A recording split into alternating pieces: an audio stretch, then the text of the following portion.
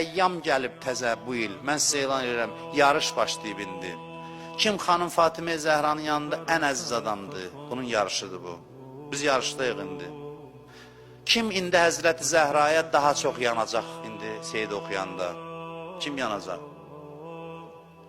Bu dinin ən gözəl hissəsi sevgi hissəsidir. O sevgi hissəsində bizə Əhl-i Beyt yaşadır.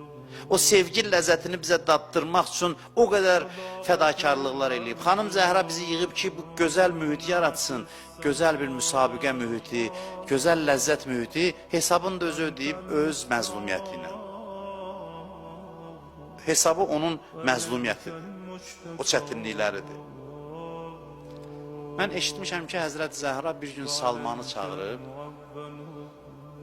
deyib, Salmanı çağırın gəlsin. Mən xanım Zəhraya özüm müraciət edirəm sinadınızdan ki, xanım, ana eşitmişəm ki, bir gün səhabələrdən birini çağırmışsan, o gəlib sizə deyib ki, xanım, nə buyruğunuz, nə əmriniz, mən üçün çox xoşdur sizin dəvət eləməyiniz. Amma həyəcanlıyam ki, görəsən, niyə görə məni çağırmışsınız? Xanım Zəhra nə desə yaxşıdır Salmana? Dedi ki, Peyğəmbərdən sonra bizə cəfa elədin, bizi yaddan çıxartdın, unutmuşsan, day bizə baş çəkmirsən.